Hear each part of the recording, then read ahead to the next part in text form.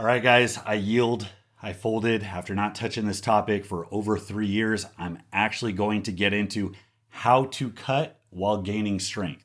This is a question that's been posed to me a ton on the Base Strength Facebook group, in the YouTube comments, and I understand why it's on people's minds, but it's something that I've gone on my angry old man rants about because most of the people asking it are really new lifters and they have shitty physiques just because they don't have any muscle. And in the process of getting muscle, they're probably going to look better and lean out anyways.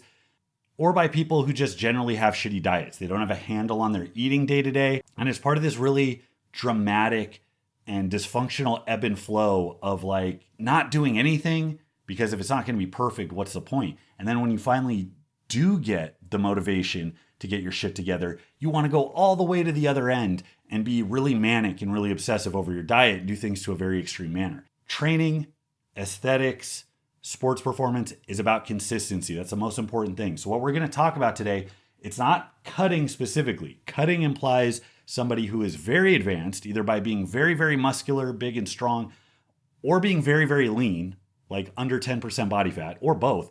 Because at that point, getting further progress requires more and more resources being put in towards that one thing. So you can't do as many different things all at once. So very elite bodybuilders, perfect example. If you're 300 pounds and 8% body fat, you're probably not going to get to 310 pounds without being at a caloric surplus. And because it takes so much work to keep your body fat down, that means your body fat's probably going to tick up. This is where these bulking and cutting cycles work in.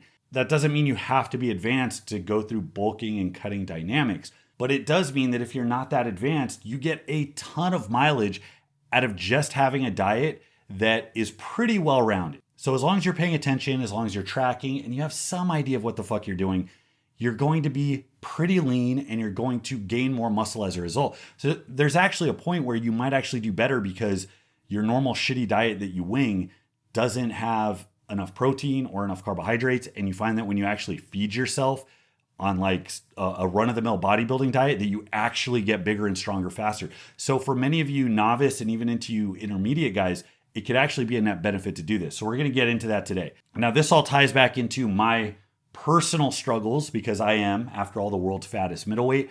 I have not addressed this issue because I'm not a nutritionist and I probably take diet the least serious out of everything. Now, that has to change because I am off the sauce, which means I have to tighten up everything within my sphere of control. I refuse to use not being on gear right now as an excuse for underperforming. I'm going to regionals next week. That is completely untested. There's going to be some guys that are just sauced to the gills, and I'm excited for the opportunity to compete. But that means I'm doing everything within my power to be as good as possible. So I finally had to resolve to tightening up my diet. If you follow me, you know that over the years, I've just gone through different levels of thick, from kind of good thick to kind of not so good thick. And I've even gone through periods where I have leaned out a little bit. But without the drugs, I had to really, really tighten this up. And I went through a period where I got a little fat. And then I finally had to get my shit together, hold myself accountable, and dial it back in. So in the last 5 to 6 weeks, I'm down about 15 pounds. I was waking up 263 in the morning at my heaviest. I weighed the same as I did when I competed at ASM last year, but my body fat was probably 10% higher. It was the exact opposite of what I thought would happen. I thought I was going to shrink, and instead I just got fatter and fatter. So I resolved to not handicap myself by having 30 pounds to cut in order to make weight for my shows. And that the leaner I got, the more mass I could potentially hold to try to be even more competitive at this same weight category. Now, I fell into a big pitfall, and this is what I want to discuss, is the nuances of how to get your body fat coming down while having strength, not just maintain, but actually tick up. I went through a big pitfall where I tried to eat instinctively. I thought I could just wing my diet, and that by controlling portions and only eating certain types of food, that the body fat would just melt off because after all, that's what happened in the past. But when you don't have a gram of tren in your system every week, it's a different story. So I actually inadvertently ended up crash dieting. And about 2 weeks ago, I saw my strength plummet. Now, that is not what you want to see when you're 3 weeks out from a big contest. You want to see yourself getting better each week. And I was seeing my numbers actually go down. So I had the crisis, I had the panic. Why am I doing this? It's not fair. Why can't I lose weight? There's so many other guys that are lean and jacked, and I'm always just fat, and it's just so hard, and I can't do it. And I did the whole pity party, felt sorry for myself. I did that for about 5 minutes. That's usually how much time I allot myself to have my little meltdowns. And then once I clear out and I get that out of my system, I'm left with the clarity. And I can think, okay, what can I actually do to get a good result? Because, and this is true with you guys as well as it is for me, I hold myself accountable the same way. If you want to be good, if you want to be successful, you are never not on the hook for doing all of the things within your sphere of control to get the right answer. It doesn't matter what system you adopt, what methods you copy. It's up to you to take them and mold them until you get the desired outcome. The only assumption that you should be making is that there is something that you did not do or didn't do good enough. Anything beyond that assumes that everything influencing your success is outside of your sphere of control, and that is bullshit. Nobody works at 100% efficiency. You don't need to, actually. Most of us, though, leave a lot on the table by not doing the bare minimum, by not paying attention, by assuming that if we just wing it, everything will turn out all right. And especially with your diet, you're going to find out that once you start logging everything, it's probably not going to look like what you thought it would look like. So right now I am down about 15 pounds. I have another 15 to go. By next month, I should be around 230, 235. I will do a full reveal. I will compare with my before picture that I did for my going off PED video where I showed myself kind of bloated and fat. My last contest, I was 260, 265, kind of fat. So by the time I'm about 230, I'll do a before and after. I'll take waist measurements. I'll see if I have visible abs or not. It's like, I feel like I'm close, but I'm still so far away. So to kick this off, remember, you guys aren't cutting. Cutting is NASCAR. You guys haven't gone to driver's ed yet. So get to driver's ed first, learn how the steering wheel works, learn how to work the clutch, learn how to shift. So let's start with fat loss. There's only one thing you need to consider when you're trying to lose body fat. The only thing you need to worry about is your eating, because shitty eating is better at making you fat than hard training is at making you lean. Remember that. Your training will never outpace a shitty diet. The only exception is for endurance athletes. If you are a swimmer, if you play water polo, if you play soccer, if you're legitimately training your balls off 15 hours a week, that is a different story. For the rest of you, the half-ass cardio and the hour and a half workouts you do a couple times a week is not going to make up for the happy hour margaritas. It's not going to make up for the jalapeno poppers. It's not going to make up for those late night Little Caesars deliveries. You cannot train and still tweak your diet to lose fat. You can't do the opposite. You can't ignore your diet and just train and expect to lose fat. So that's the first thing.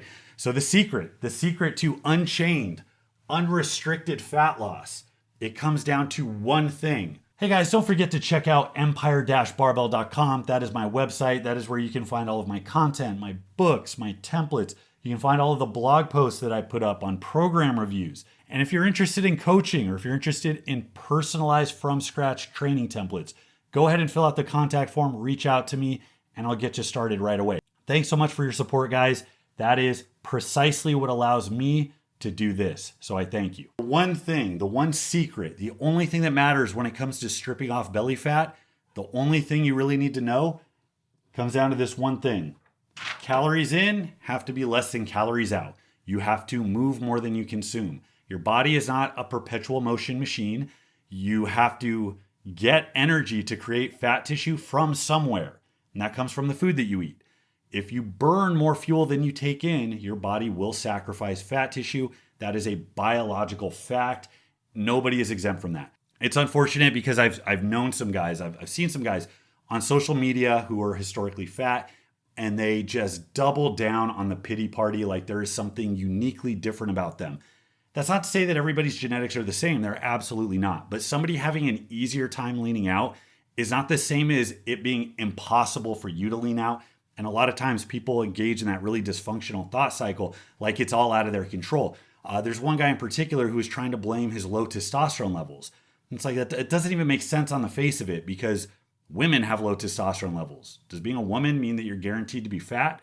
No. So if you're 330 pounds, that means that you are eating way too much. There's no scenario where you weigh 330 pounds if you're only eating 1,800 calories on a daily basis. That doesn't exist. So you always have that dial to turn. You always have that dial to pay attention to. Now, if all you wanted to do is look like an Abercrombie & Fitch model, if you didn't care, if you just want to be the skinny guy with a thin waist and a long neck, then I guess you can just worry about this.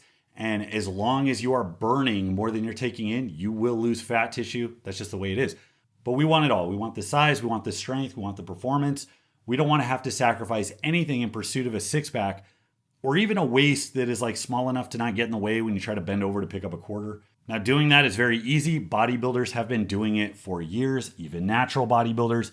It is not difficult. In fact, not only is it not going to work against you if you get your diet straightened out and you take on these principles, like I said before, you will probably see a boost in your performance because you will be feeding yourself the right things. So the nuance that goes into preserving your size, strength, stamina, your performance, it's going to come down to how you arrange your macros, how much protein you're getting in, how many carbs you're getting in, where you choose to peel those calories from. Thing number one is to always be in a caloric deficit. That's thing number one, at least when you're actively trying to lean out.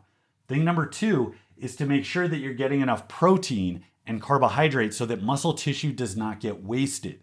Now, protein, it's textbook, a gram per pound of body weight.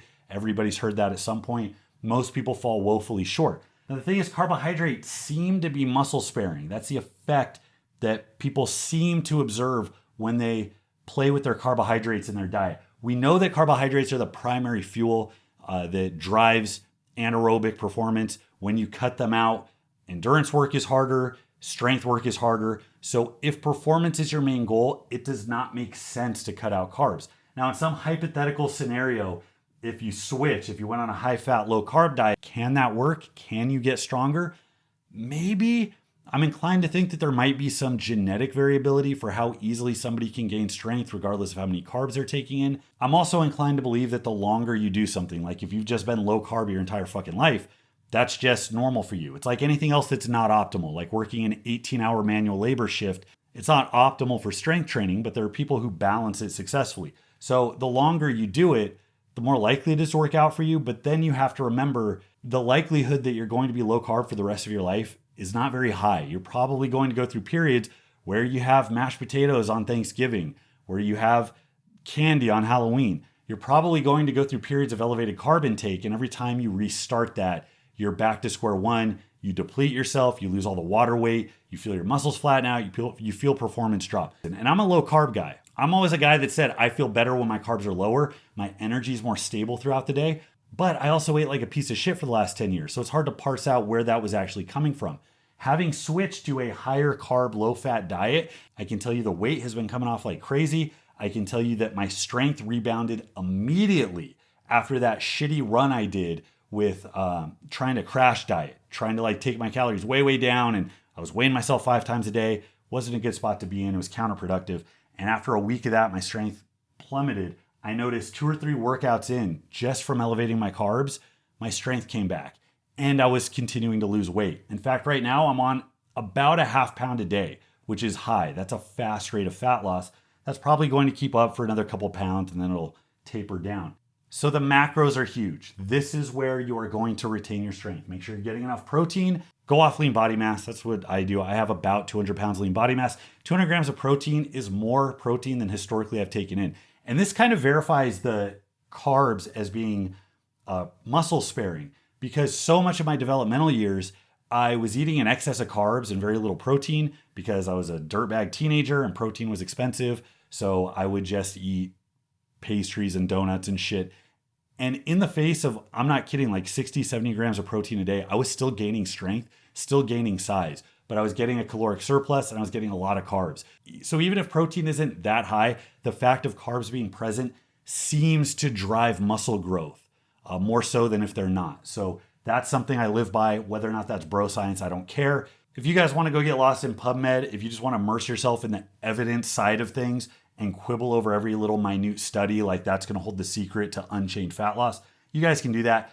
I'm opting to do what people have generally been doing with success for 150 years because I actually want to be strong and big and lean sometime in my lifetime, and I don't want to just stand around picking my belly button lint. So these are the guidelines I recommend. A gram per pound of lean body weight, about 40% of your calories coming from carbs. Of course, there's wiggle room there. It doesn't have to be exact. In fact, you're probably not going to be exact with it. This is a ballpark. And remember the primary rule, regardless of what method you're adopting, it is still up to you to put it into practice and tweak things based on the actual result you get. This is real scientific practice. This is you running an experiment, seeing what the outcome is, and then adjusting based on that outcome until you get the right answer. This is titration. This is also a big part of keeping the gains high is understanding individual variance. You have to titrate, you have to set a baseline, do it long enough to know how you respond to that specific environment, and then make specific changes as you go.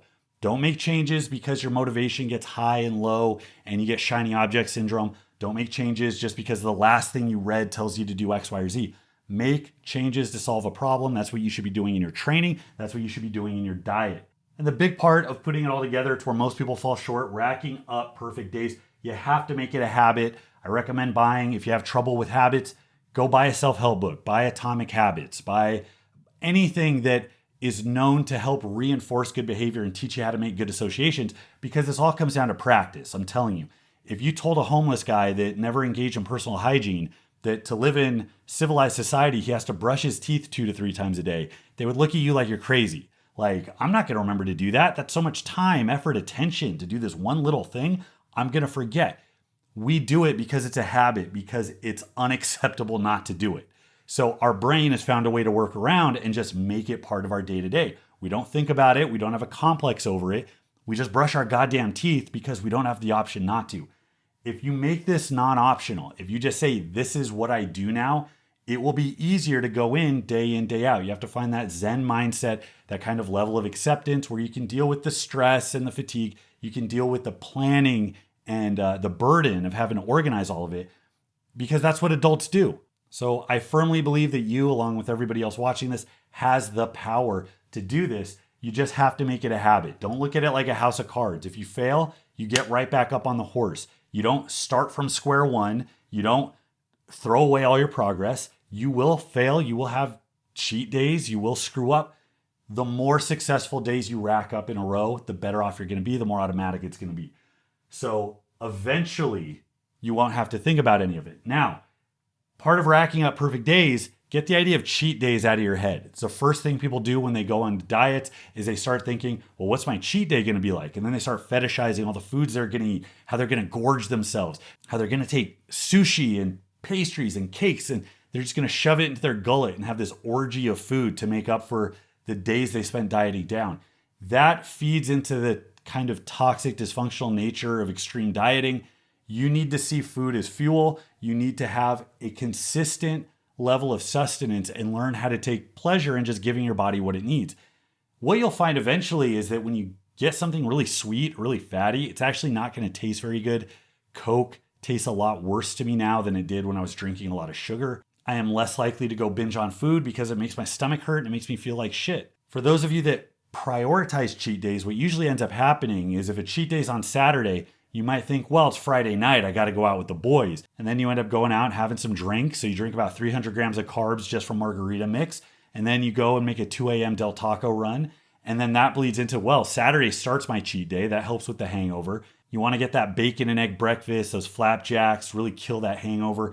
And then you go through the rest of the day engaging in this food orgy. And then, you wake up Sunday morning and it's like, well, Sunday brunch, there's some crepes out. I like crepes. I'll just have one crepe and then I'll eat good the rest of the day. Before you know it, your diet turns into like 3 or 4 days of pretty good eating and then 2 or 3 days of just really, really shitty eating.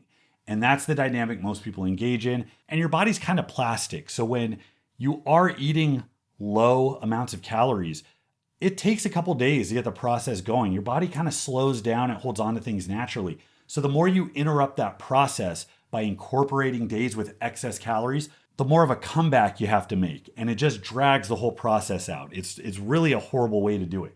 My buddy Faz from Faz Lifts made a really good post saying, go ahead and blow your diet. You can turn what would be a 12-week weight cut into a year-long adventure. Well, why would you want to cut for a year? Why would you want to do as many things to throw?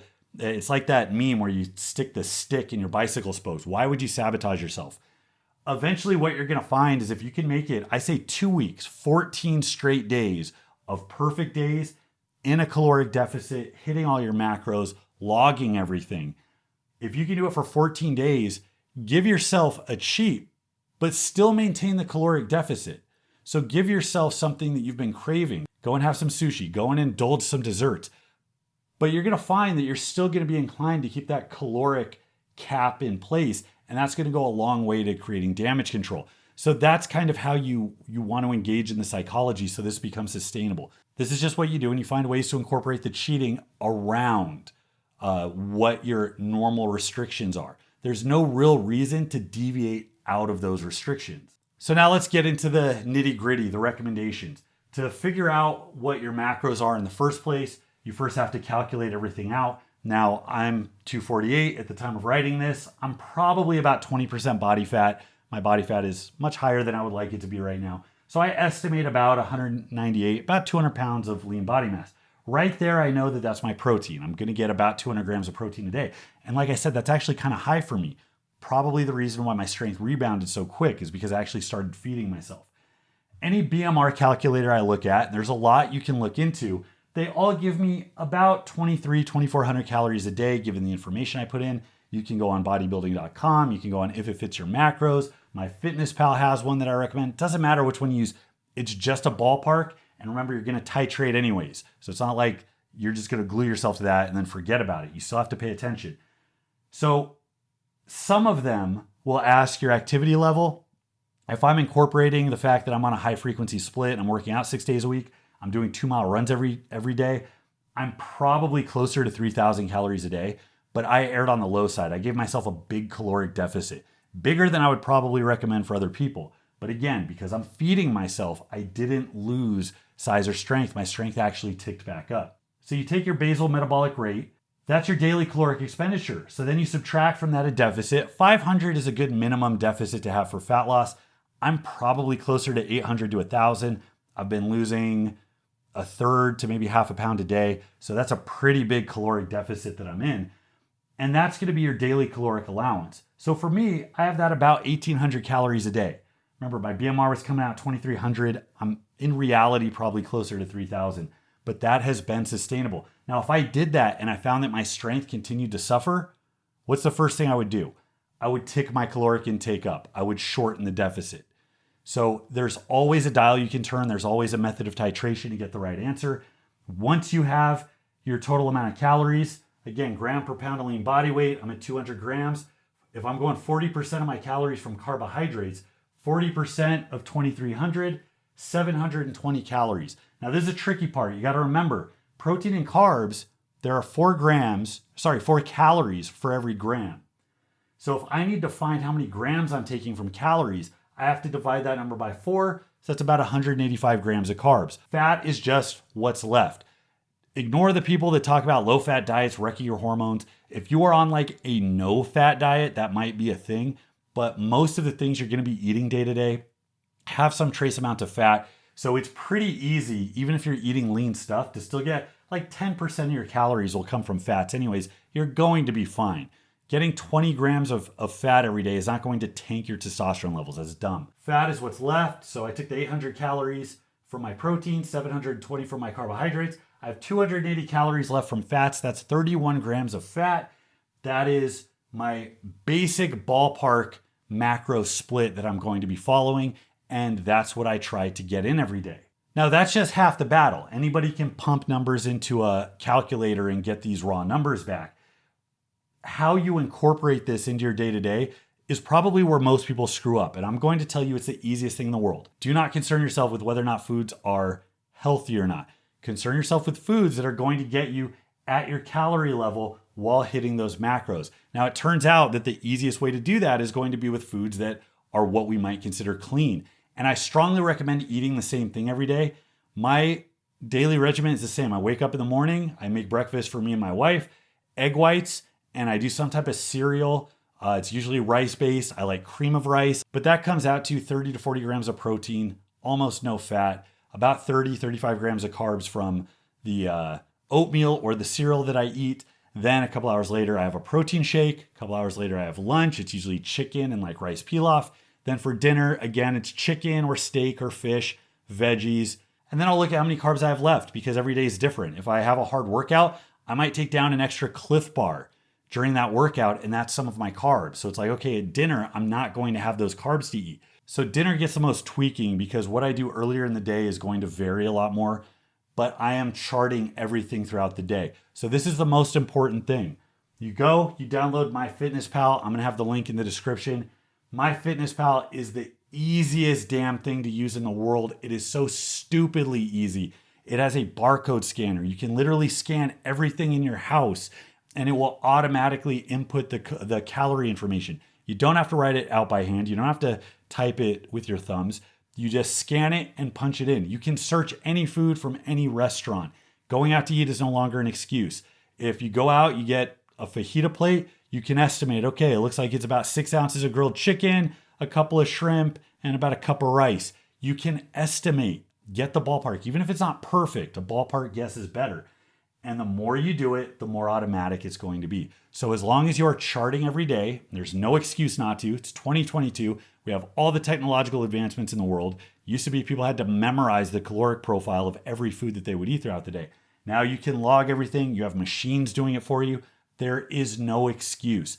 If you can commit to doing this for 8 to 12 weeks, in that time, you should be losing easily 2 pounds a week of body fat without your strength plummeting. In fact, you might even get stronger and more muscular in the process.